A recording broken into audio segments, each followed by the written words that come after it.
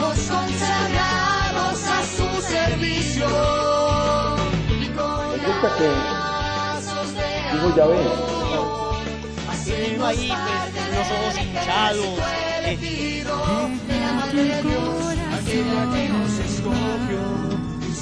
Conscientes de esto, vamos a ser mucho más efectivos en el momento de practicar la caridad y no... Segunda trampa.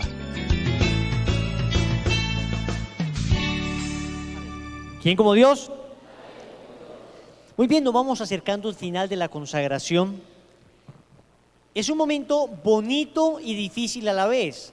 Bonito porque es, digamos, la conclusión de un camino que empezamos hace casi un año.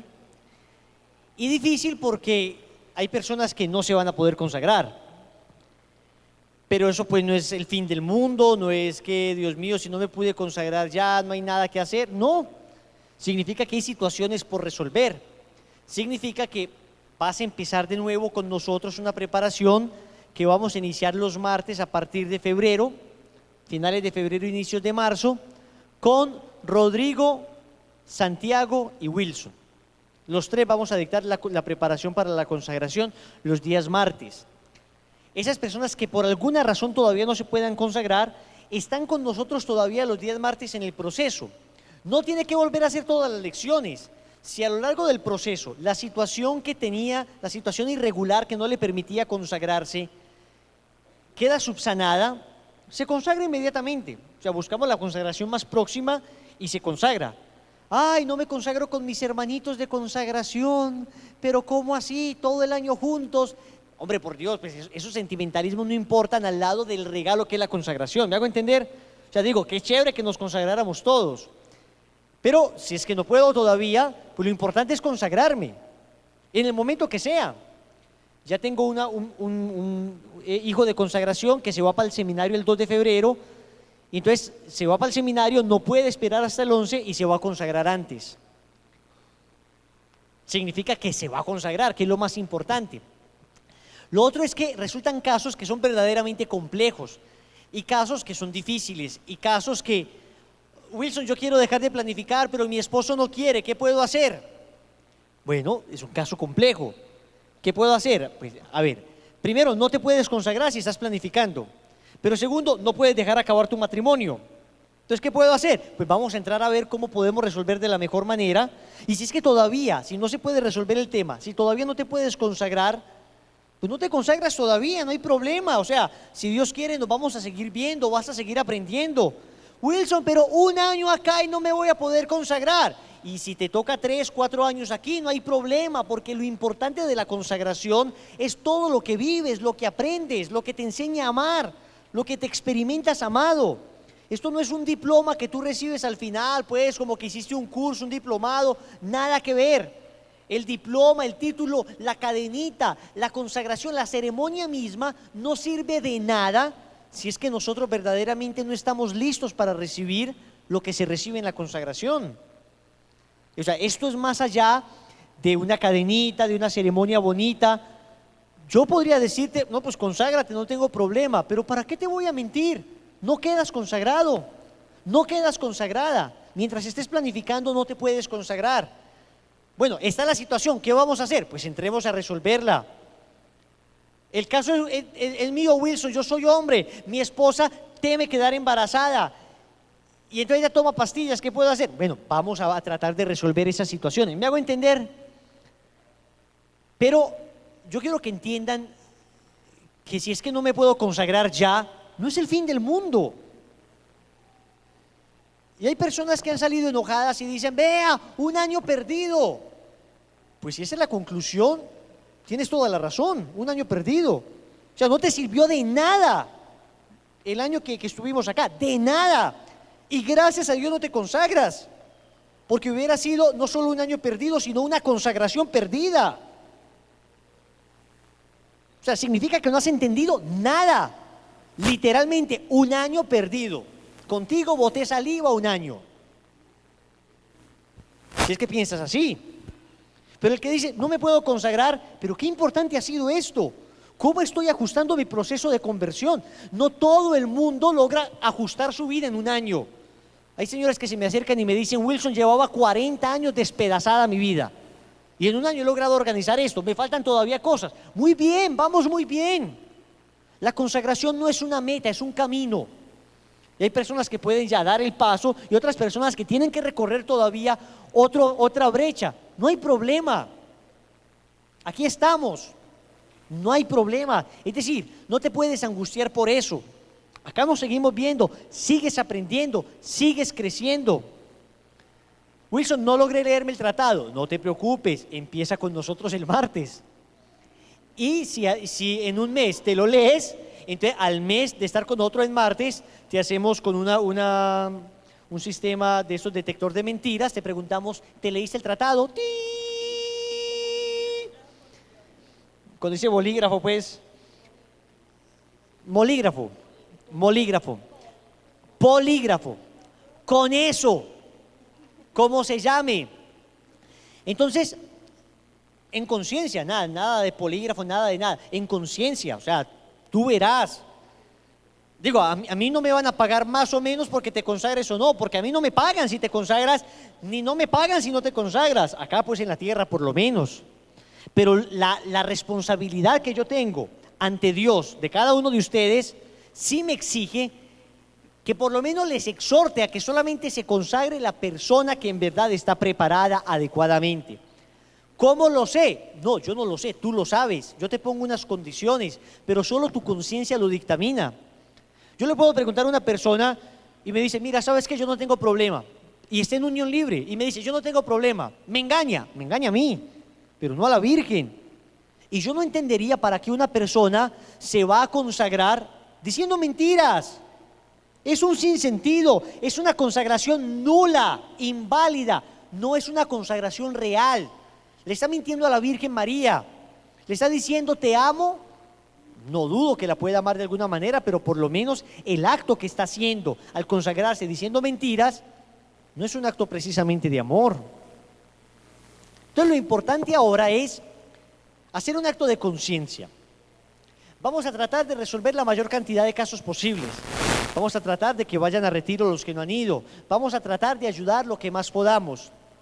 No alcanzamos todos. Bueno, bendito sea mi Dios, buscamos la manera.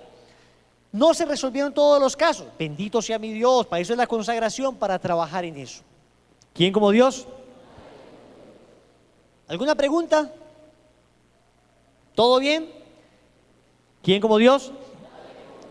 Lo otro es que de ahora en adelante, las 3 lecciones, las 3 charlas que nos quedan, vamos a hacer 2 lecciones por charla. Son relativamente cortas las lecciones, pero entonces necesito que estén muy aplicados. ¿Listo? Lección número 28. Hace 8 días vimos una lección muy linda, ¿cierto? Qué pesar los que se la perdieron. Los que se la perdieron. Hace 8 días hablamos del amor de Dios. Hoy, lección número 28, Jesucristo, nuestro fin último. Hay una fórmula que nosotros decimos, bueno, más bien presenciamos en la Eucaristía, que resume prácticamente nuestra vida cristiana. Y es cuando el sacerdote durante la misa hace la doxología y dice, por Cristo, con Él y en Él, a ti Dios Padre Omnipotente, en la unidad del Espíritu Santo, todo honor y toda gloria por los siglos de los siglos. Todos respondemos amén. En realidad es una oración que dice el presidente de la celebración, que es el sacerdote. Y todos responden amén. Tertuliano, un padre de la iglesia del siglo segundo, tercero, decía que en Roma, cuando el sacerdote hacía esa oración y los romanos decían amén, temblaban los muros de las iglesias, de la fuerza, los llamaban el gran amén. ¿Y por qué es el gran amén? Porque esta fórmula resume nuestra vida. Nuestra vida debe ser una vida desgastada por Cristo, con Cristo y para Cristo. Para la gloria del Padre en el Espíritu Santo. Eso debe ser nuestra vida. Nuestra vida debe ser un homenaje para la gloria y alabanza de Dios. En resumen, nacimos para glorificar a Dios, punto. Para eso existimos. Para que Dios sea glorificado, amado, ensalzado, conocido. Y así debe ser nuestra vida. Por consiguiente, todo lo que nosotros hagamos en la vida espiritual o en la vida material debe tener como finalidad la gloria de Dios. Ese criterio de discernimiento bastaría para vivir bien. Todo aquello que me aleje de dar gloria a Dios es algo de lo que yo me debo alejar, y es lo que hemos venido insistiendo. Y todo aquello que me acerque a dar gloria a Dios es algo a lo que me debo acercar. San Agustín lo decía: si te acercas a Dios, todo lo bueno se acerca a ti. Y si te alejas de Dios, todo lo bueno se aleja de ti. Es lo lógico. Me acerco a Dios, doy gloria a Dios, y en la medida en que le doy gloria, pues recibo también de su gloria. Soy gloriado en el Señor. Soy glorificado yo, dando gloria a Dios. Al darle gloria, recibo de su propia gloria. Bien, ¿y por qué digo esto? Porque el fin de la consagración a la Virgen María es precisamente la gloria de Dios, Jesucristo. Por eso la parte de Jesucristo está al final. San Luis de Montfort establece como dos fines. Él dice que hay un fin próximo, que es la Virgen María, y hay un fin último, que es Jesucristo. En palabras que se entiendan más, la Virgen María, fin próximo, sería un medio para llegar a Jesucristo. Y la consagración es así. Todo lo que hacemos en la consagración es para amar más a nuestro Señor Jesucristo. Y a nuestro Señor le debemos tributar adoración. Entonces, lo primero es que nosotros, como consagrados, debemos ser adoradores de Dios. ¿Y qué significa esto de adorar? El Catecismo de la Iglesia Católica dice que dar gloria a Dios, adorar a Dios es reconocerle como Dios, como Creador y Salvador, Señor y dueño de todo lo que existe, como amor infinito y misericordioso. Adorarás al Señor tu Dios y solo a Él darás culto, dice Jesús citando el Deuteronomio capítulo 6 versículo 13. Esto lo dice el Catecismo en el numeral 2096. Entonces, levante la mano los que adoran a la Virgen María. Repito, levante la mano los que adoran a la Virgen María. Repito, levanten la mano los que adoran a la Virgen María. Queda claro, no adoramos a la Virgen María. Al único que adoramos es a Dios. Lo que pasa es que es cierto que la palabra adoración en el argot popular muchas veces se utiliza como sinónimo de la palabra amor, de la palabra gusto, de la palabra querer. Entonces uno dice: yo adoro a mi familia, por decir que la quiero mucho. Yo adoro comer helado, por decir que me gusta mucho comer helado. Pero es una mala utilización de la palabra adoración. Adoramos exclusivamente a Dios. Y existen 4 tipos de culto dentro de la iglesia. 4 maneras de tributar un homenaje. El primero es el de latría, ya lo habíamos dicho, ¿se acuerdan? Latría es adoración a Dios. Por eso idolatría, la idolatría es un pecado, es la adoración a los ídolos, idolatría. En psicología hay un término que es la egolatría. Ego significa en latín yo. Latría en latín, adoración. La egolatría es la adoración al propio yo, erigirme, constituirme a mí mismo como Dios. Pero nosotros tenemos una latría tributada a Dios. El culto de latría es un culto de adoración a Dios, exclusivamente a Dios, Padre, Hijo y Espíritu Santo, punto. Luego existe un culto que se llama el culto de dulía. Dulía en latín, en griego en realidad, dulía,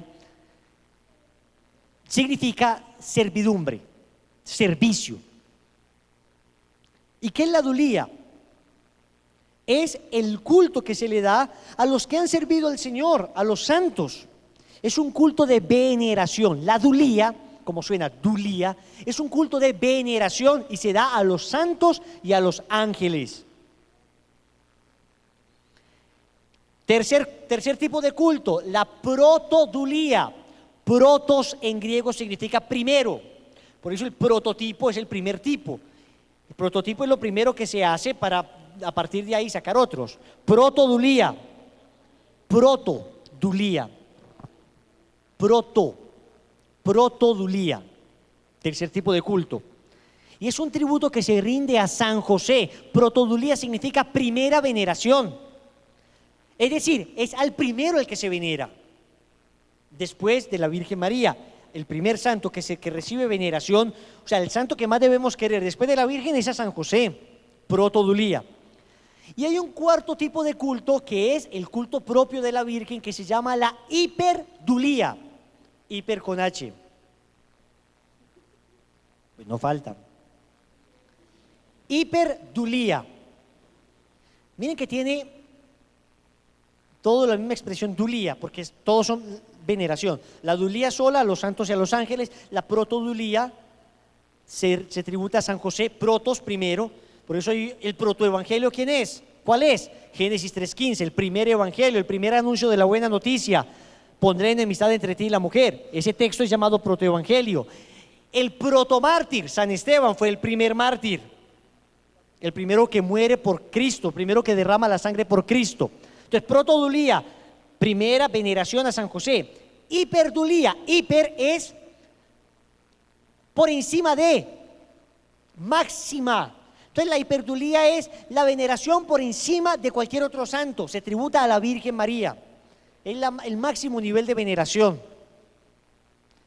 Entonces cuando un evangélico, cuando un católico por ahí confundido te diga, un hermanito católico confundido te diga, oiga, usted adora a la Virgen, usted simplemente le mira y le dice, no, yo no la adoro, yo le tributo un culto de hiperdulía, y lo deja viendo un chispero. Entonces dice, uy, este sabe teología.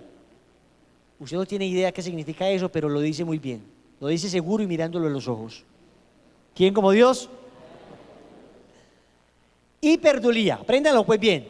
Es el culto que se tributa a la Virgen María. Entonces, solo a Dios adoramos. Y el culto de adoración es un culto que se remite a Dios, y la expresión máxima de ese culto se da en el altar, en la Eucaristía. Nosotros celebramos la Eucaristía como un culto de adoración a Dios.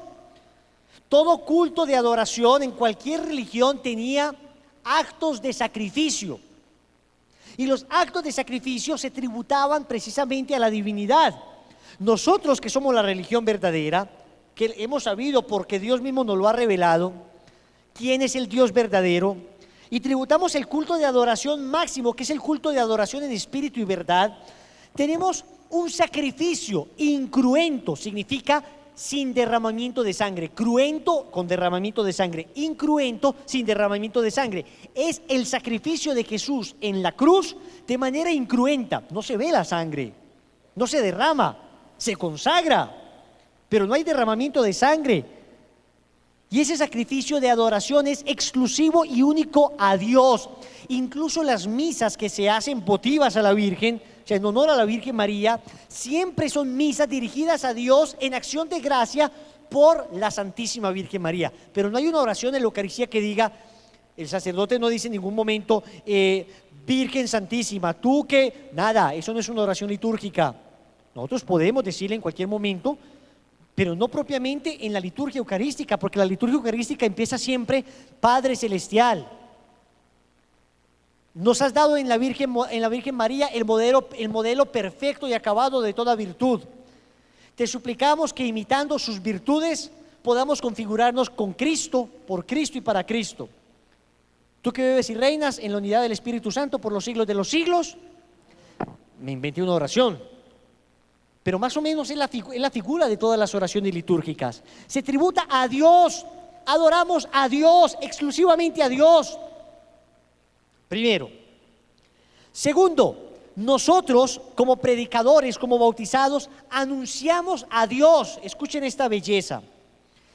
Solo a Dios adoramos, solo a Cristo anunciamos. La evangelización debe contener siempre como base, centro y a la vez culmen de su dinamismo, una clara proclamación de que Jesucristo, Hijo de Dios hecho hombre, muerto y resucitado, de que en Jesucristo, Hijo de Dios hecho hombre, muerto y resucitado, se ofrece la salvación a todos los hombres, como don de la gracia y de la misericordia. Esto lo dijo el Papa Pablo VI en una exhortación llamada Evangelii Nuncianti, sobre el anuncio del Evangelio. Y Pablo VI en esto está aclarando que el centro de la predicación es Cristo, punto. Es decir, nosotros como evangelizadores lo que debemos hacer es anunciar a Cristo, eso es evidente. ¿Por qué entonces consagrarnos a la Virgen María? Si sabemos que Cristo es el único que merece adoración junto con la Trinidad y que es el único el que debemos anunciar, ¿por qué consagrarnos a la Virgen? Anoten en mayúscula y rojo. Porque consagrarnos es la mejor manera de adorar y de anunciar a Cristo. Consagrarnos es la mejor manera de adorar y anunciar a Cristo.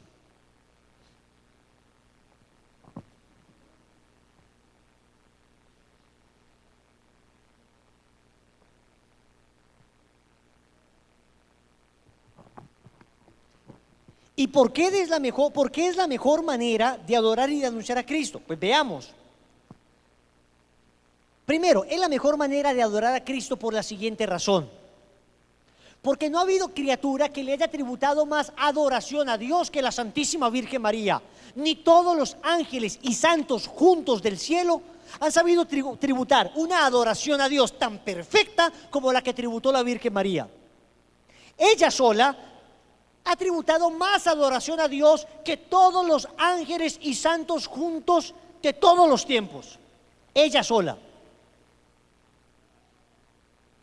Nadie como ella lo ha hecho. Eso lo sabemos, pues lo podemos ver en la Biblia. Ella fue la escogida por Dios, su fe, su sí nos trajo al Salvador, estuvo fiel al Señor en todo momento, acompañó al Señor en todos los momentos de su vida, estuvo firme al pie de la cruz, ayudando a la iglesia al momento de su nacimiento en Pentecostés, desde el principio hasta el final, siempre ahí, fiel. Nunca torció su corazón, siempre en todo hizo lo que Dios quería que hiciera, incluso abnegándose, sacrificándose a sí misma. Incluso siendo vilipendiada, insultada como madre de un crucificado, estaba al pie de la cruz. Y no solo eso, sino que además, cuando ella recibía alabanzas, siempre las tributaba a Dios. Le dice Santa Isabel: bendita tú eres entre las mujeres y bendito el fruto de tu vientre. ¿Y sabe qué responde ella? Proclama mi alma la grandeza del Señor. Se alegra mi espíritu en Dios mi Salvador, porque Él ha mirado la humillación de su esclava. La Virgen María nos muestra que incluso cuando la alabamos a ella, inmediatamente ella alaba a Dios, inmediatamente ella remite a Dios en todo momento. San Luis de Montfort llama a la Virgen María el eco de Dios. Así que tú dices: María, te amo, y ella dice: Dios, Wilson, te ama. Tú dices: mamá, quiero estar contigo, y la Virgen inmediatamente dice: Dios, Wilson quiere estar contigo. Todo lo que tú digas a la Virgen María, ella se lo dice a Dios. Pero escuchado, Dios lo escucha con una voz dulcísima, con la misma voz que le tarareaba por las mañanas canciones de cuna al despertar, con la misma voz que le acostaba para que pudiera dormir tranquilo. Y prefiere Él, escucha más bello Él, la voz de su madre que nuestra fea y deformada voz por el pecado. Y todos dirán: no, pero es que Dios es muy misericordioso, qué belleza, a Dios no le importa que nosotros seamos pecadores. Es cierto que no le importa, pero déjenme decirles algo. Cuando le habló Herodes al Señor, el hombre que había robado a la mujer de su hermano Filipo, este Herodes tremendo que fue el que mandó matar a Juan Bautista, hijo de Herodes el Grande, y le preguntó a Herodes en el juicio, le preguntó: oye, ¿tú eres el Cristo? ¿Se acuerdan qué le respondió el Señor a Herodes? ¿Se acuerdan? Nada, ni una sola palabra, ni una. Y uno diría: ay, pero al Señor le encanta que le hablen los pecadores. ¿Por qué no le respondió nada entonces? ¿Por qué lo dejó callado? ¿Por qué no le habló? Buena pregunta. Pero al Señor le encanta que le hablen los pecadores. No, al Señor le encanta que le hablen pecadores que se quieren convertir. Pero es que nos falta tanto a nosotros. Pero no le respondió ni una palabra. Y le preguntó una mística de Cochabamba, de Bolivia, una mística que se llama Catalina Rivas. Le pregunta: Señor, ¿por qué no le respondiste nada? Estigmatizada, con milagros tan contundentes, la vida de esta mística boliviana, que logró la conversión de un ateo llamado Ricardo Castañón. Esta mística le pregunta: Señor, ¿por qué no le respondiste nada? Y le responde el Señor: porque me daba náuseas escuchar su voz lujuriosa. Náuseas escuchar la voz de este hombre que le había robado la mujer a su hermano Filipo. Está bien que Dios siempre nos va a escuchar, pero también está muy bien que en muchas ocasiones Él quiere escucharnos a través de los que Él ama. Explíqueme por qué cuando la mujer sirofenicia se le acercó a Jesús a decirle: cura a mi hija, cura a mi hija. Explíqueme por qué el Señor no le dijo nada a ella. Tuvieron que decirle los apóstoles: oye, te está pidiendo ayuda. El Señor le dice: he sido llamado a salvar a las ovejas descarriadas de Israel. Significa, ella era sirofenicia. Evidentemente el Señor estaba escuchándola, pero Él quería suscitar en sus apóstoles la compasión para con ella. Al final ella se le acerca y le dice: sana a mi hija. Y le dice el Señor: no está bien que le des a los perros la comida de los hijos. Y responde ella: pero los perros se alimentan también de las migajas que caen de la mesa de sus amos. Y el Señor le dice: mujer, qué grande es tu fe. Pero noten que fueron los apóstoles los que le llamaron la atención al Señor. El Señor quiere valerse de sus propios hijos, se quiere valer de sus propias criaturas para que le hablemos a Él a través de intermediarios también. Ahí movió la caridad de los apóstoles. Y Él quiere valerse también de su Madre Santísima, para que cuando nosotros le digamos algo a ella, ella se lo diga a Él al oído, se lo susurre con su tiernísima voz. ¿Quién como Dios? María es el eco de Dios. El eco de Dios. Tú dices María y ella dice Jesús. Tú dices mamá te amo y ella dice Wilson te ama. ¿Quién como Dios?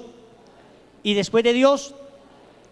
Entonces María, Nuestra Señora, evidentemente nos enseña a adorar a nuestro Señor, pero también nos enseña a anunciar a Cristo. Ya vimos que Cristo es el centro del anuncio. Ok, en primer lugar, ella fue la primera que anunció a Cristo. Señores, la primera evangelizadora se llama María de Nazaret. Una vez recibe al Mesías en sus entrañas, se va donde su prima Isabel a comunicar a Cristo. Y cuando llega donde su prima Isabel, saluda, shalom, seguramente le habrá dicho. Shalom, que es el saludo, es un deseo de paz en hebreo. La paz sea contigo. Isabel se llena de gozo. El Espíritu Santo se mete en sus entrañas de tal manera que el niño salta en sus entrañas. Juan Bautista anuncia, lleva a Cristo. Y donde llega la Virgen María, todo el mundo se llena de Espíritu Santo. Llega donde Isabel, llena de Espíritu Santo. Después va a presentar al niño Dios al templo. Y allá está el anciano Simeón, ¿se acuerdan? Y Simeón se llena del Espíritu Santo. Y llega la Virgen María y entrega en las manos del viejo Simeón, que había esperado tanto tiempo para ver al Mesías, entrega al Mesías. Eso es lo que hace un evangelizador: entregar al Mesías, transmitir la presencia del Espíritu Santo. Y ella lo hizo. Después dice ahí que Ana de Fanuel, una viuda, también en la presentación, se llena de Espíritu Santo. ¿Dónde está la Virgen? Todo el mundo se llena de Espíritu Santo, del Espíritu necesario para predicar. Está en Pentecostés la Virgen María, ¿y qué pasa? Todos llenos de Espíritu Santo. Ella es la anunciadora por excelencia, es la predicadora por excelencia. Su vida misma es una predicación ambulante. ¿Quién como Dios? Y después de Dios. De manera que, siendo la consagración un medio extraordinario para adorar y para anunciar a Cristo, ¿cómo no consagrarnos? ¿Cómo no tributar de una manera perfectísima, gloriosísima, un culto de adoración y de anuncio de evangelio? Pero no solamente, escúchenme en esto, no solamente la Virgen María anunció el evangelio, es una extraordinaria anunciadora en la Biblia. Señores, les hablé hace 15 días, 8 días, no recuerdo, de la Virgen María, de la aparición en el ayate de Juan Diego de la Virgen de Guadalupe, ¿se acuerdan? No habían podido convertir a nadie de los españoles. Y se aparece la Virgen María, al instante, 7 millones de indígenas. Al instante. Años enteros donde los españoles habían logrado bautizar uno solito de los indígenas. 1, 2 indígenas, 5 indígenas en un año consideraban ya una cosa revolucionaria. Pues señores, se aparece la Virgen María y en un instante 7 millones. 2 veces Medellín y el Valle de la Burrá. En un instante. ¿Quién como Dios? ¿Qué significa esto?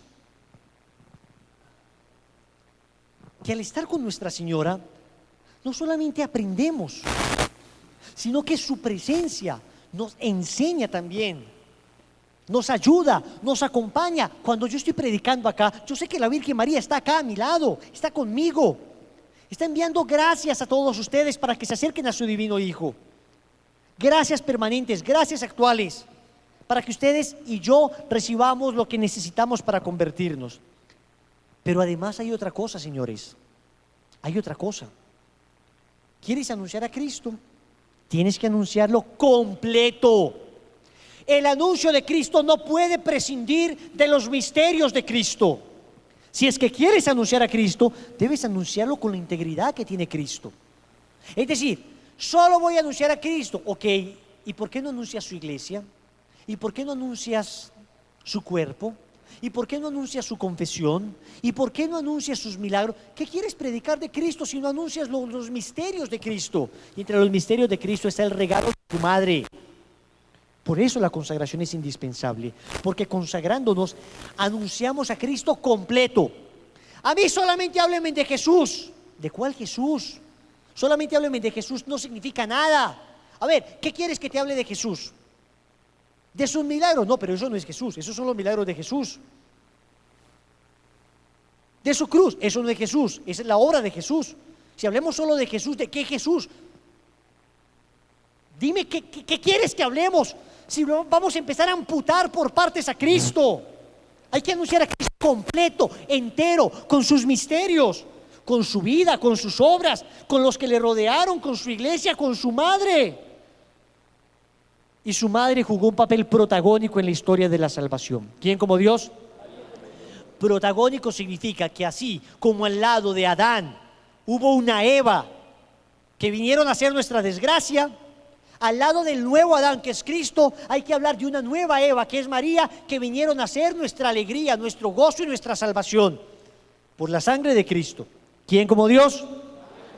¿Quién como Dios? Y después de Dios, se dan cuenta cómo la consagración es absolutamente cristocéntrica. Todo apunta a Cristo, todo señala a Cristo. Nos consagramos a María como un medio para llegar a Cristo, no como un fin en sí mismo. Y después de Dios, la devoción a la Santísima Virgen es un medio privilegiado para hallar perfectamente a Jesucristo, para amarle tiernamente y servirle fielmente. María es totalmente cristocéntrica y por lo tanto esta consagración también lo es. Como ya dijimos, el fin último de toda devoción debe ser Jesucristo, Salvador del mundo, verdadero Dios y verdadero hombre. De lo contrario tendríamos una devoción falsa y engañosa. Efectivamente, solo en Cristo permanece toda la plenitud de Dios en forma corporal y todas las demás plenitudes de gracia, virtud y perfección. Solo en Cristo hemos sido beneficiados con toda clase de bendiciones espirituales. Señores, ¿quién nos salvó? ¿Cristo o María? Cristo. ¿A quién debemos adorar? ¿A Cristo o a María? A Cristo. ¿Quién hace los milagros? ¿Cristo o María? Pero, ¿quién nos redimió? ¿Cristo o María? Cristo, pero con el cuerpo que le dio María. ¿A quién debemos adorar? ¿A Cristo o a María? A Cristo, pero como lo adoró María. ¿Quién hace los milagros? ¿Cristo o María? Cristo, pero por petición de María. ¿Queda claro? Cristo es el que hace, Cristo es el que salva. Por eso cuando uno dice, hombre, sálvame Virgen, no, en realidad la Virgen no te salva. Wilson, entonces está mal decir sálvame Virgen. Depende en qué sentido lo digas. Nosotros evitamos esas expresiones para no confundir. Pero ha habido santos que han dicho esto. Salvadme, reina. Entendiendo la salvación no en términos de redención, porque el único que redime es Cristo. Pero la salvación de una dificultad, la salvación de una enfermedad. Yo le puedo decir a cualquier persona, oíste, salvarme de la cárcel. No puedes decirle a tu abogado que te salve de la cárcel porque tu abogado no es Dios. Hombre, por Dios, hay que entender en qué sentido le estoy diciendo salvame. ¿Queda claro? O cuando uno dice, la Virgen me hizo un milagro. Tampoco está mal dicho, porque en un sentido extendido de la palabra, aunque Cristo estrictamente es el que hace el milagro, en un sentido extendido de la palabra, yo puedo decir que de alguna manera la Virgen me lo hizo.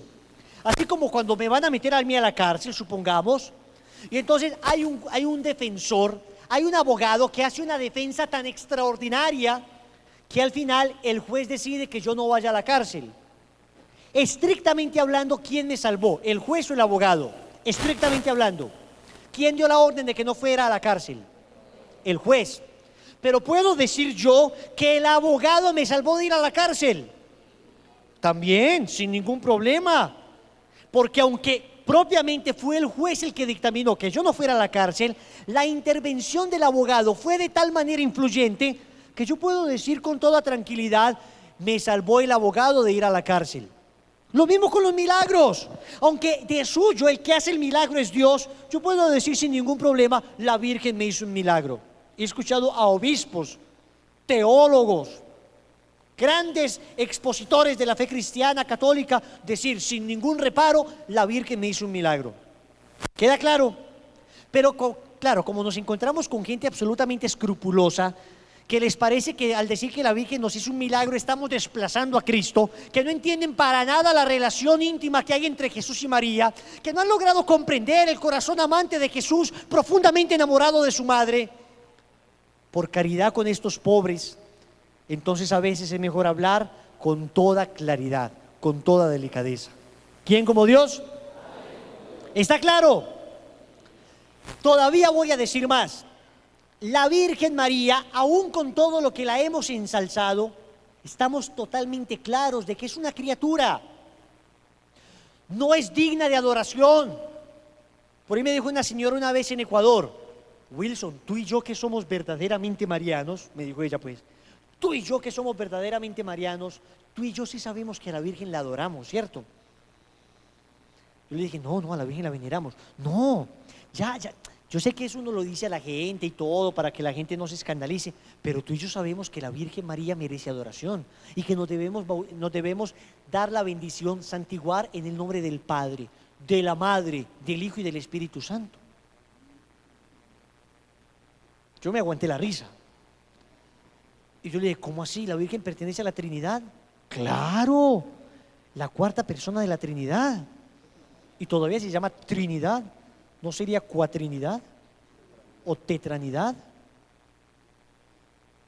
¡Absurdo! No, por mucho que la ames, sabemos con toda claridad que la Virgen no es la cuarta persona de la Trinidad, que es criatura. Con toda claridad lo sabemos. Wilson, entonces, ¿por qué dice la oración? Bendita sea tu pureza, y eternamente lo sea, pues todo Dios se recrea en tan graciosa belleza. A ti, celestial princesa, Virgen gloriosa María, yo te ofrezco en este día alma, vida y corazón. Mírame con compasión, no me dejes, madre mía. Mi corazón a tus plantas postro, divina María. Ah, estás diciendo que María es divina. Ah, estás diciendo que María es Dios. Hombre, no. Estoy diciendo que María es divina en la medida en que ha participado de la divinidad de Dios. ¿Sabes qué? Tú y yo seremos divinos, pero no divinos pues como me decía mi mamá cuando era niño, tan divino. No, divinos en el sentido estricto de la palabra. Nos divinizará Dios. ¿Acaso no han escuchado en el Evangelio que el Señor, cuando los fariseos le hacen el reproche, te estás haciendo como Dios? ¿Acaso no han escuchado que el Señor dice, ¿y qué? ¿No habéis leído que seréis como dioses? Nosotros estamos llamados a ser como dioses, con D minúscula, en la medida en que estamos llamados a ser divinizados por Dios. Es decir, Dios nos participará de su divinidad. Dios nos hará como Él. ¿Y quién es Él? Dios. Por consiguiente, Él nos hará como Dios. Ese es el fin de nuestra vida, ser divinizados, pero no por naturaleza, sino por gracia. Atentos, diferencia fundamental, diferencia sustancial. Es la diferencia que hay entre un hijo de naturaleza y un hijo adoptivo. Entonces, el hijo que me nació de las entrañas, a mí no, a mi esposa, que le nace de las entrañas a mi esposa, es hijo mío por naturaleza. Pero si es que yo llegara a adoptar un hijo, también es hijo mío por adopción. Pero es hijo. Lo mismo, Jesucristo es divino por naturaleza.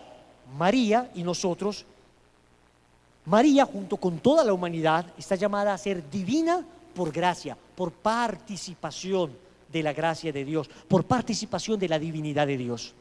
Pero estamos llamados a ser divinos. Por eso cuando alguien me dice a mí, ¿cómo es que María puede escuchar las oraciones de todo el mundo? Pues puede, ¿y qué? Así es, porque ella comparte los atributos de la divinidad de Dios y puede escuchar.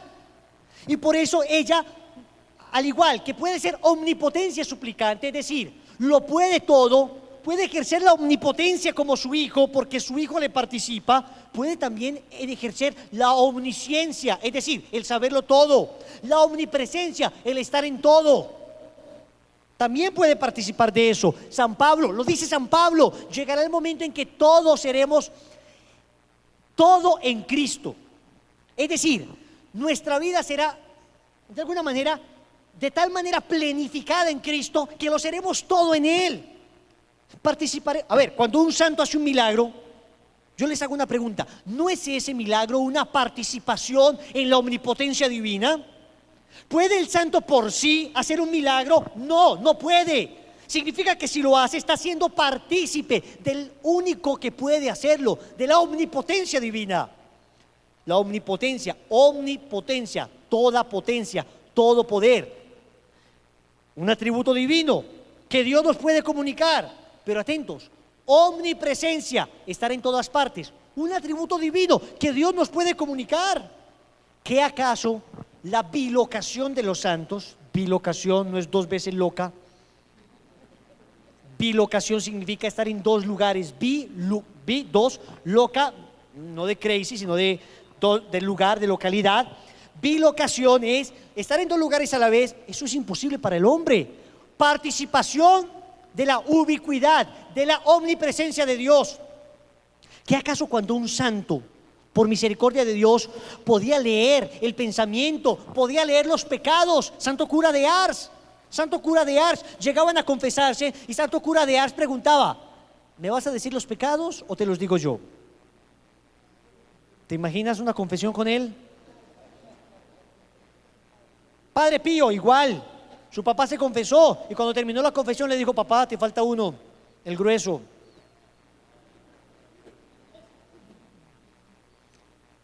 Participación de la omnisciencia de Dios, participación de la omnipotencia de Dios, participación de la omnipresencia de Dios.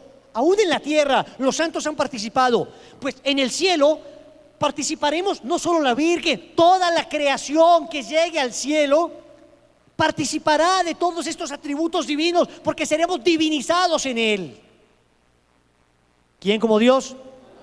Clarísimo. Y el que diga que no, cuando un hermano protestante te dice: pues María no está en todas partes, hay que decirle: tú no has entendido nada, nada. Pero es que todo en la Biblia apunta a que seremos como Él. O sea, precisamente esa es la conclusión de la vida y de la Biblia. Que nos configuraremos de tal manera en Cristo que seremos como Él. Carta a los Efesios capítulo 4 versículo 13: la madurez del hombre consiste en ser como Cristo. Y si somos como Cristo, somos omniscientes como Cristo, participados, omnipresentes como Cristo, participados.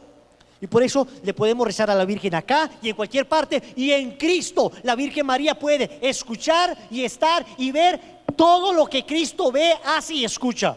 ¿Quién como Dios? En ese orden de ideas hay que decir que está divinizada. Pero volviendo al tema, hay que seguir diciendo que es criatura, por naturaleza criatura. Dice San Luis de Montfort: confieso con toda la iglesia que siendo María una simple criatura, salida de las manos del Altísimo, comparada con la majestad infinita, escuchen esto, es menos que un átomo comparada con Dios. Y lo dice Montfort, el más profundo enamorado de la Virgen, el santo más enamorado, y dice, tengo que confesar, la Virgen María, siendo lo que es menos que un átomo, o mejor, es nada en comparación de Dios, porque solo Él es el que es. Por consiguiente, este poderoso Señor, siempre independiente y suficiente a sí mismo, no tiene ni ha tenido absoluta necesidad de la Virgen María para realizar su voluntad y manifestar su gloria. Le bastaría querer para hacerlo todo. ¿Está claro? Prediqué esto una vez en un grupo de consagrados, en una vereda de Bello que se llama Guasimalito. Les doy más ideas para nombres de sus hijos. Guasimal. Guasimalo, ven acá. Guasimalito. Y prediqué esto y una señora consagrada se levantó fúrica y dijo, no puede ser, eso es mentira. Se lo mostré en el tratado y me dijo, pues el tratado está adulterado. Y señora, pues peleé con Montfort. No peleé conmigo. El que le enseñó a usted a amar a la Virgen es el que dice eso, Montfort. Cuidado, esto está clarísimo. Pero esto no disminuye nada a la Virgen. Al contrario, concluye Montfort. Afirmo, sin embargo, que, dadas las cosas como son, habiendo querido Dios comenzar y culminar sus mayores obras por medio de la Santísima Virgen, desde que la formó, es de creer que no cambiará jamás de proceder. Es Dios y no cambia en sus sentimientos ni en su manera de obrar. Tratado de la verdadera devoción, numeral 217. Cuando yo escucho esto, que Dios no necesitaba de la Virgen, me hace amar más a la Virgen. Pues hombre, a ver, debo irme de viaje, pero necesito de una persona para que me lleve. ¿Amo yo a la persona que me va a llevar en el bus? ¿Tengo algún afecto a esa persona? Pues ni la conozco, simplemente la necesito y la uso porque la necesito. Si la llegara a necesitar, no necesariamente la tengo que amar, simplemente usar. Pero en cambio, debo viajar ¿a dónde era? Cali, Bogotá, ¿qué dije ahora? No dije. Ok, debo viajar a París, un viajecito, a Venecia, en bus. Entonces, si es que yo necesito a esa persona, no necesariamente la tengo que amar. Pero si yo digo, oigan, quiero llevar a alguien, quiero llevar a mi esposa a Venecia, oh, ria, gorria, oh, se imaginan, gondolitas, ¿no? Y estuvimos en Venecia juntos, ¿saben? Pero no éramos novios ni nada. Ahí vemos las fotos y tratamos de rescatar alguna por ahí. Ahí estábamos medio juntos. Cuando estuvimos en la jornada en 2011, después estuvimos en un recorrido por toda Europa y ahí estuvimos en Venecia, lejos el uno del otro. Qué oportunidad tan perdida. Bueno, muy bien. Bobo que es uno. Bien. ¿Quién como Dios? Pero si yo le digo a mi esposa, quiero que vengas, no te necesito. No es que tenga una necesidad de ti, no te voy a usar. No. Podría no ir contigo, pero quiero que vengas conmigo. ¿Saben qué significa eso? Que la amo. Lo mismo Dios. Para venir a nosotros, ¿necesitas chofer? No te necesito. Pero ¿sabes qué, María? Quiero que vengas conmigo. ¿Sabes por qué? Porque te amo. El hecho de que no la necesite y aún así quiso venir a través de ella, me llena todavía más de amor por la Virgen. Porque significa que sin necesitarla, quiso necesitarla. Sin tener que usarla, quiso valerse de ella. He ahí la bondad, he ahí lo hermoso de la Virgen María y de su relación con Dios. ¿Quién como Dios? Lección. Para que vamos a la lección 29. Lección. Regalar 10 estampitas del Sagrado Corazón de Jesús a 10 personas diferentes. Vas a comprar 10 estampitas o las vas a imprimir. 10 estampitas del Sagrado Corazón. Y si no hay del Sagrado Corazón, pues compra de la Virgen, del Inmaculado Corazón. Y vas a regalar a 10 personas diferentes. ¿Listo?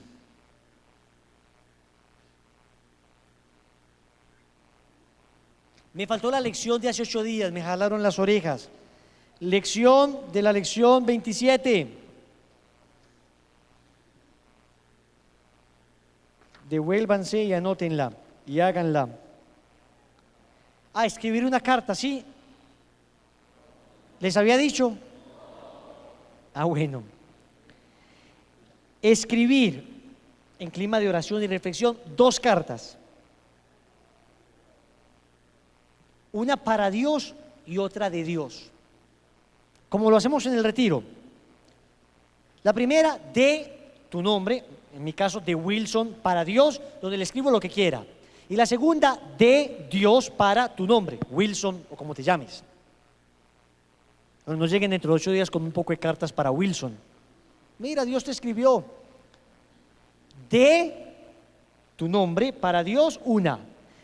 Y de Dios para ti. Y Wilson, ¿yo cómo sé qué me dice Dios? Pues reza, cierra los ojos, imagínate qué te dice Dios y escribe. No voy a decir pues que eso es una revelación privada y que tú eres el nuevo Padre Gobi. La Lucía, la pastorcita de Fátima, es pequeña al lado de lo que la Virgen me ha revelado a través de esta carta. Para nada. Te vale de tu conciencia, que también es la voz de Dios de alguna manera, pero te vale de tu conciencia para escribir. ¿Listo? ¿Quién como Dios? Lección 29.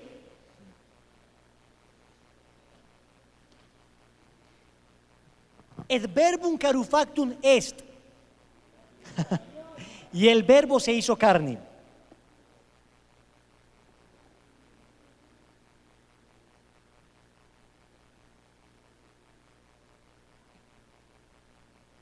Y el verbo se hizo carne.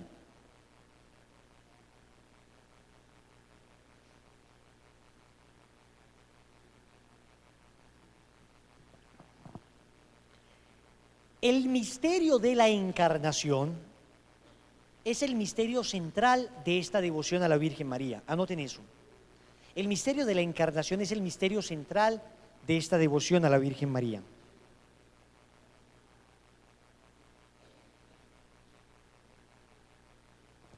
El misterio de la encarnación es el misterio central de esta devoción a la Virgen María. Y el misterio de la encarnación es una obra de la Santísima Trinidad. El Padre envía a su Hijo y lo unge con su Espíritu.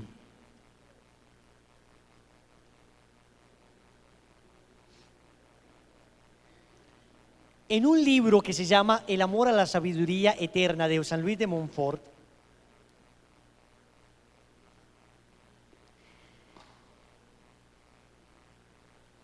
San Luis de Montfort se imagina a la Santísima Trinidad como en una especie de diálogo antes de la encarnación del Verbo. Y San Luis de Montfort dice que el Verbo del Padre es la misma sabiduría eterna del Antiguo Testamento. Cuando en el Antiguo Testamento se habla de la sabiduría de Dios, se refieren al Verbo, a Jesucristo, todavía no encarnado. Entonces dice Montfort, escuchen esta belleza. Paréceme ver, por así decirlo, a esta amable soberana, a la sabiduría divina, convocando y reuniendo a la Santísima Trinidad para decidir la restauración del hombre. La Trinidad, en una especie de consistorio, se imagina Montfort, ve que el hombre pecó. Entonces, la segunda persona de la Trinidad, Cristo, todavía no es Cristo porque no está encarnado, pero el Verbo eterno, la sabiduría encarnada, lo reúne y dice: me parece oír a la sabiduría que dice, dirigiéndose al Padre, que en la causa del hombre reconoce que realmente éste y su posteridad merecen ser condenados eternamente con los ángeles rebeldes a causa de su pecado. Cristo, el Verbo eterno, la sabiduría, le dice al Padre: es cierto que merecen ser condenados por el pecado de Adán y Eva, pero que es preciso compadecerse de él, porque su pecado obedece más a debilidad e ignorancia que a malicia. Observa, por una parte, que es gran lástima que una obra maestra tan bien lograda permanezca para siempre esclavizada al enemigo y que millones de hombres se vean para siempre condenados por el pecado de uno solo. Muestra, por otra parte, los tronos vacíos del cielo por la caída de los ángeles apóstatas y que sería bien llenarlos de nuevo.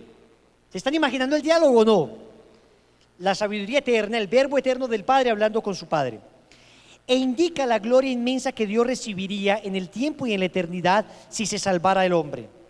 Viendo la sabiduría eterna que nadie en el universo era capaz de expiar el pecado del hombre, satisfacer a la justicia y aplacar la ira divina, y queriendo al mismo tiempo salvar al desventurado, a quien amaba por naturaleza, haya un medio admirable, proceder asombroso, amor incomprensible llevado hasta el extremo.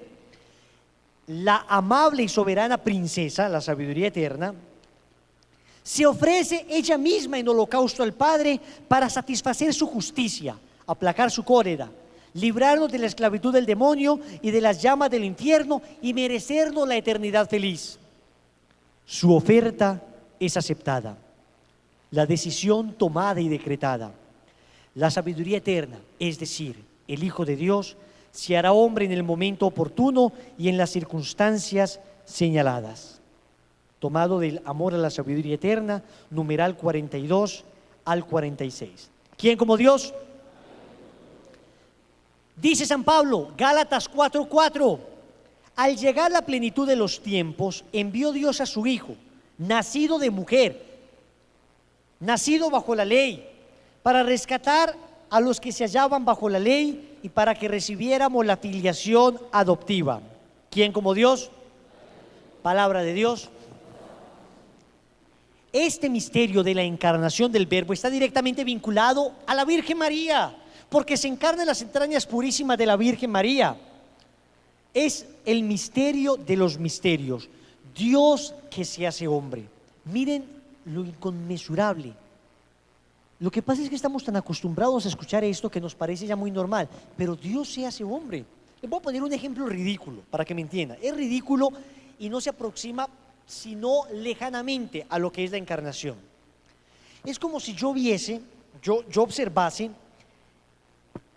una cucaracha enferma y veo que todas las cucarachas se contaminan.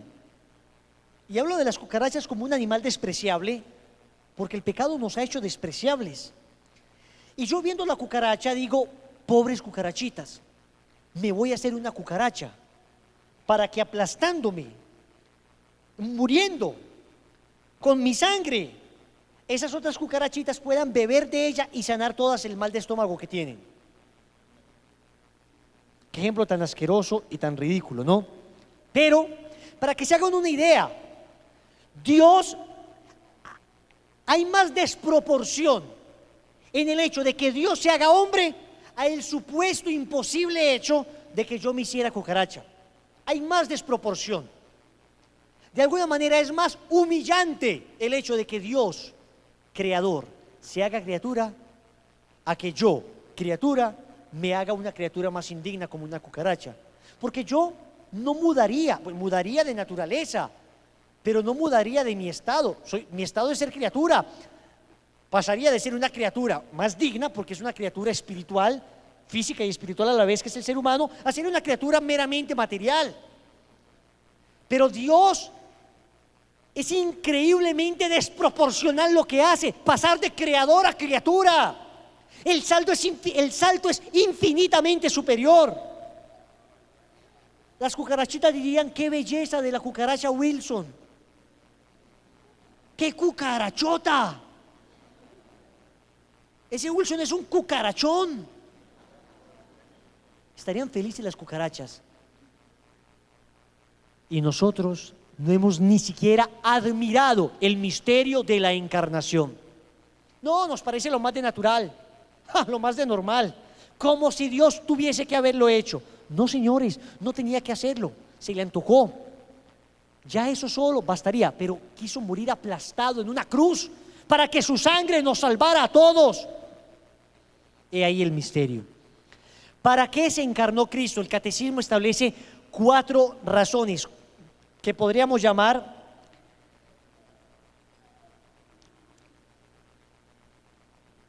las 4 causas de la encarnación. Esto aparece en el Catecismo de la Iglesia Católica, numerales del 456 al 463. Y dice el catecismo, lo primero para lo que se encarna el verbo es para salvarnos reconciliándonos con Dios. Primera razón, para salvarnos reconciliándonos con Dios.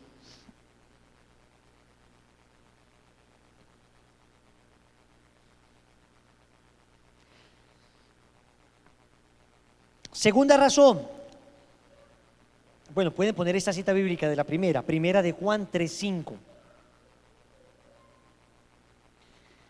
Segunda razón, para que conociésemos el amor de Dios. Para que así conociésemos el amor de Dios.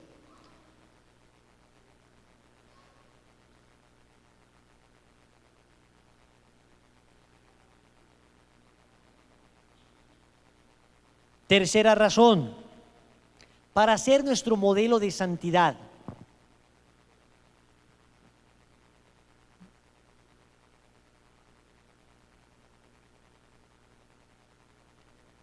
Cuarta razón, bueno, de la segunda razón no le dice la bíblica, ¿cierto? Primera de Juan 4:9, segunda razón.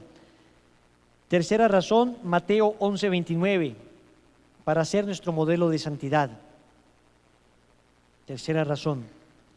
Cuarta razón, lo que les decía ahora, para hacernos partícipes de la naturaleza divina.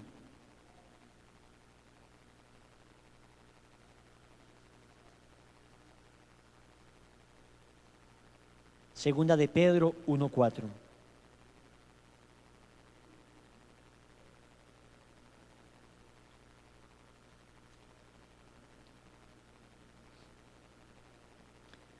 Para hacernos partícipes de su naturaleza divina.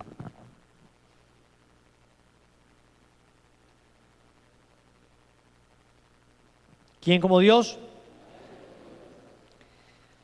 Cuando hablemos en la próxima lección de la muerte de Cristo en la cruz, les explicaré con más profundidad esto de para salvarnos y reconciliarnos con Dios. Les voy a explicar rápidamente estas cuatro cosas. A ver, ¿por qué razón? Si yo le pego una bofetada a cualquiera de ustedes, al mellizo por ejemplo, a Juan, le pego una bofetada a Juan, simplemente se enoja, pero no me meten a la cárcel. Pero si le pego una bofetada al presidente, ¿por qué me meten a la cárcel? ¿Quién me explica la razón?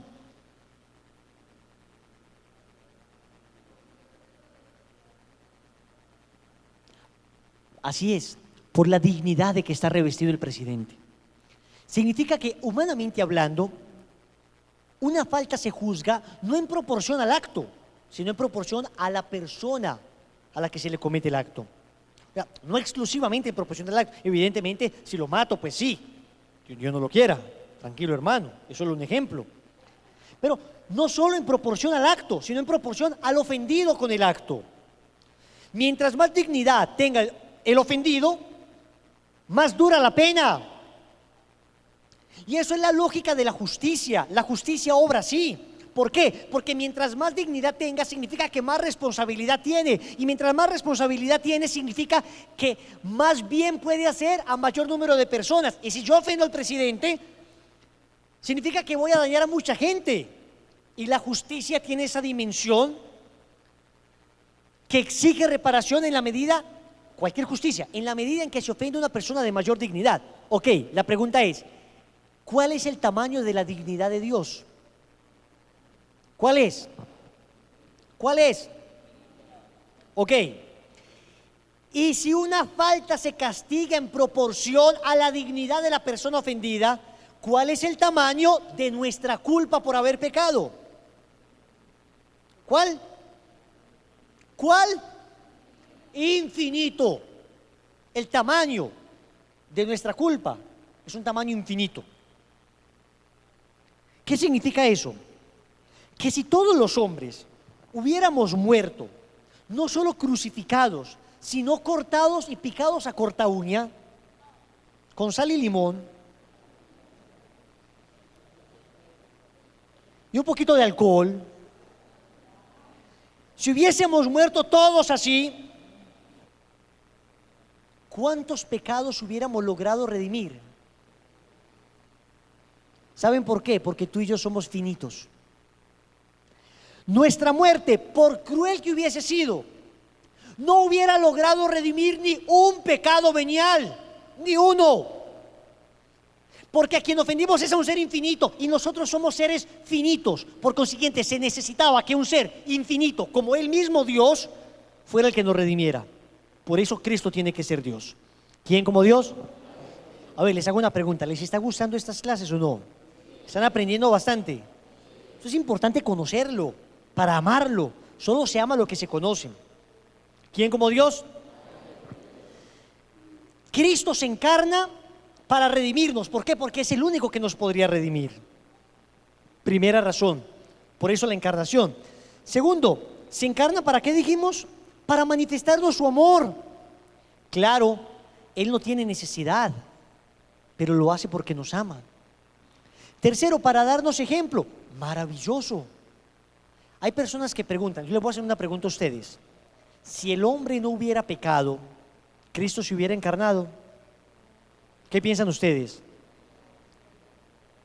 Si el ser humano no hubiera pecado, ¿Dios se hubiera hecho carne? ¿Quiénes dicen que no? Levanten la mano. Ok, ¿quiénes dicen que sí se hubiera encarnado? ¿Quiénes no tienen la menor idea? ¿Y quiénes están perdidísimos y no saben qué hacen acá? ¿Saben qué? No sabemos. Hay teólogos y santos a favor de que sí se hubiera encarnado y hay teólogos y santos a favor de que no se hubiera encarnado. Me preguntan a mí particularmente, yo digo que sí, por una razón. Para poder hacer a María. Porque si no se hubiera encarnado, María no existiría. Él se hubiera encarnado por la sola razón de hacer a María, de crearla. ¿Hermoso o no? Yo digo definitivamente sí. Aunque el hombre no hubiera pecado, se hubiese encarnado para crear a su madre, para poder amar a su madre. Pero además, para la última razón, la cuarta, para divinizarnos. Él se hubiese encarnado para divinizarnos, ya no para redimirnos, para mostrarnos su amor, sí, de alguna manera, no tanto como muriendo en la cruz. Para darnos ejemplo, pues sí, pero igual si no hubiéramos pecado, pues no tendríamos mucha necesidad. No tendríamos mucha necesidad, pues, como de un gran ejemplo, porque el hecho mismo de no haber pecado, pues ya nos hacía santos. Pero más que todo para divinizarnos. ¿Quién como Dios? ¿Estás diciendo algo? Que prendan las luces. No existiría la iglesia. Sí, pues si Cristo no se hubiera encarnado, claro, no habría necesidad ni de la iglesia, que es medio de salvación, ¿no? Pero la hubiera hecho para crear a su madre. Lo hubiera hecho para crear a su madre. ¿Quién como Dios? Y después de Dios, consecuencias de la encarnación. Anoten. Primera,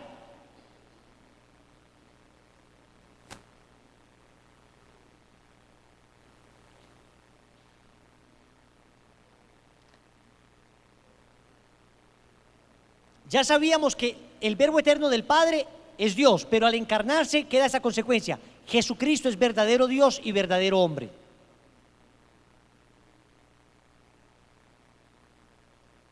Es la primera consecuencia. Queda siendo verdadero hombre. Jesucristo es verdadero Dios y verdadero hombre.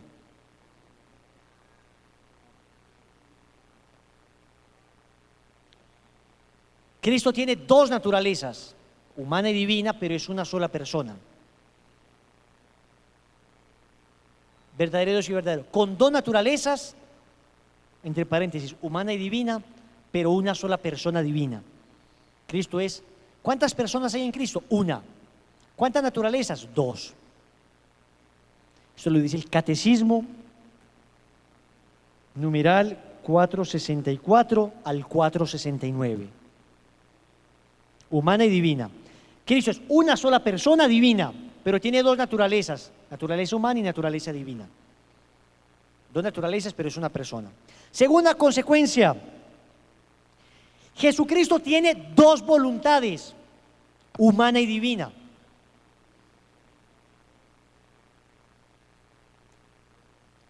La humana absolutamente subordinada a la divina. Catecismo numeral 475. Jesucristo tiene dos voluntades. Al encarnarse asume voluntad humana. Por eso en el huerto de Getsemaní puede decir: Padre, si es posible, aparta de mí este cáliz, pero que no se haga tu voluntad, mi voluntad, sino la tuya. Ahí se refiere a su voluntad humana. Si tuviera una sola voluntad, entonces ¿cómo así? No, su voluntad humana. Tercero, Jesucristo es el Mesías.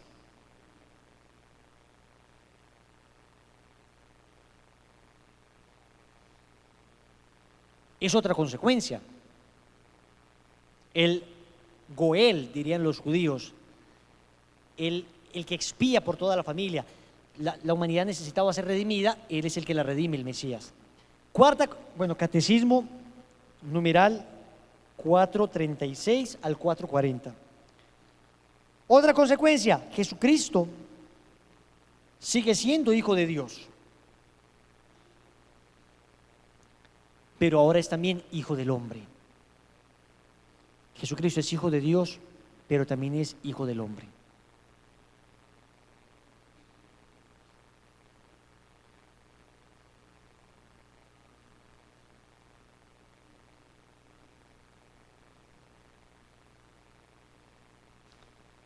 Y quinta consecuencia, catecismo numeral, la de la cuarta, catecismo numeral 441 al 445. Y quinta consecuencia, Jesucristo es el Señor. El Kyrios.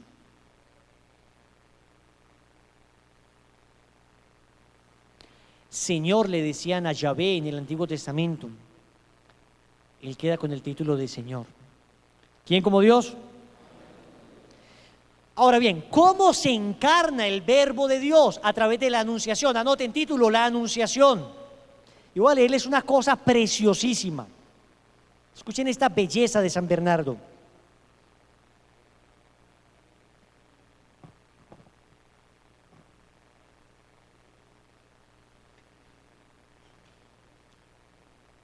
Esto está descrito, anoten, está descrito en el Evangelio de San Lucas, capítulo 1, del 26 al 38. Lucas 1, del 26 al 38. Lucas 1, del 26 al 38.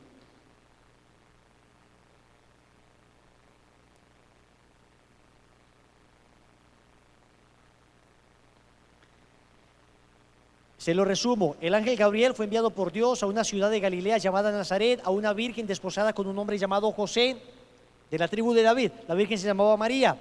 El ángel le dice: alégrate María, llena de gracia, el Señor es contigo. Ella se asusta ante esas palabras, queda turbada. Se preguntaba qué significaba aquel saludo. Entonces le dice el ángel: no temas, porque has hallado gracia ante Dios.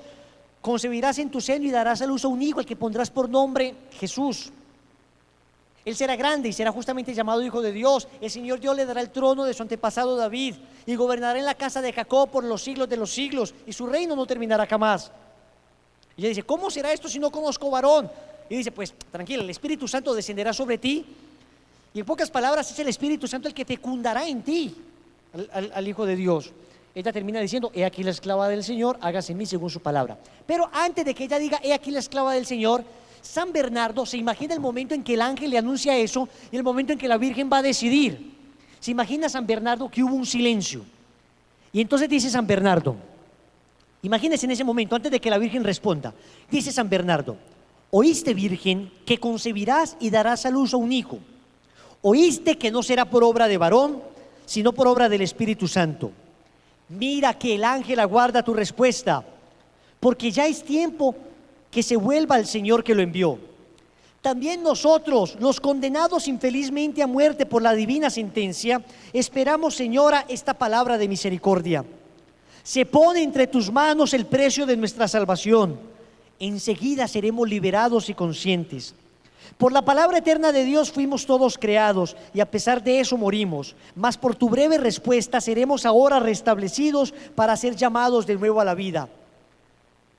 Que contestes sí, te suplica, oh piadosa Virgen, el triste Adán, desterrado del paraíso con toda su miserable posteridad, con sus hijos. Esto te suplica Abraham, esto David, con todos los santos antecesores suyos, que están detenidos en la región de la sombra de muerte. Esto mismo te pide el mundo todo postrado a tus pies.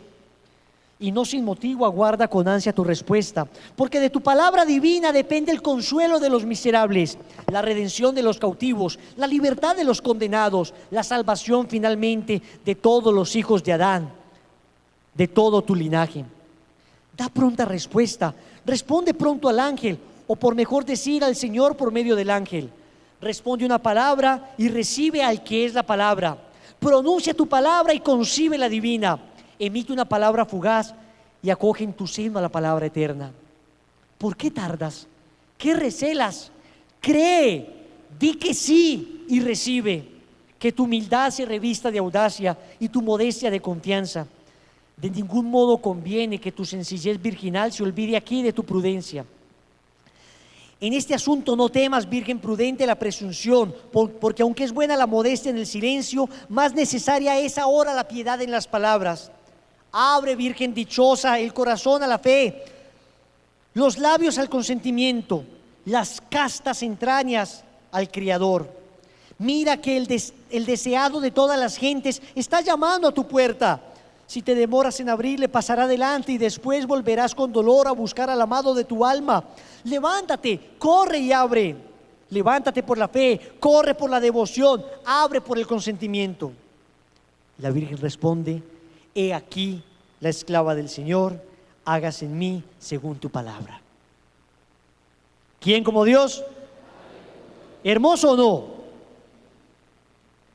Por eso los consagrados a la Virgen María tenemos como el día del consagrado el 25 de marzo. Anoten, el día del consagrado es el 25 de marzo, día de la Anunciación, porque es el día en que celebramos el misterio de la encarnación.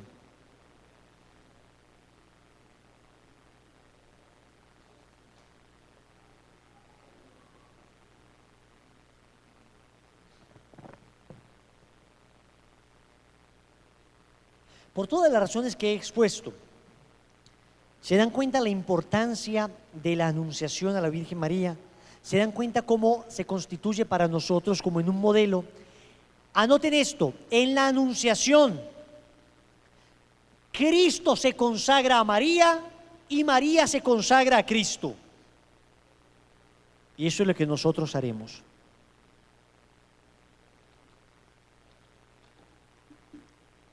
Cristo se consagra a María y María se consagra a Cristo. Hay una comunicación, una entrega mutua. Cristo se entrega de tal manera que depende de ella para ser alimentado, depende de su sangre, depende en todo de María. Como tú y yo cuando nos consagremos, dependemos completamente de ella. Y María se consagra porque se entrega completamente al cuidado de su Hijo. Por eso, a ejemplo de Jesucristo, nos consagramos a María. Anoten, a ejemplo de Jesucristo nos consagramos a María y a ejemplo de María nos consagramos a Jesucristo.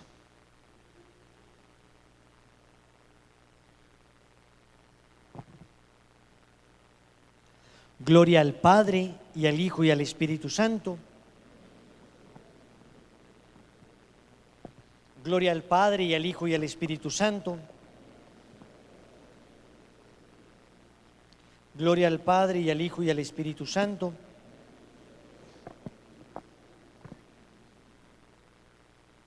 Práctica de la lección 29.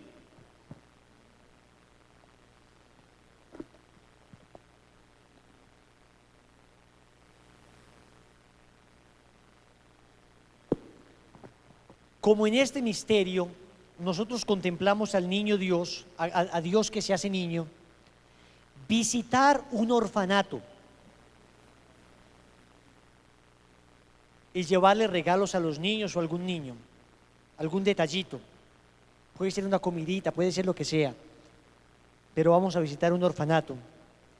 Y así como Cristo se hace pequeño y pobre, veamos en estos niños huérfanos al pequeño y pobre Jesús.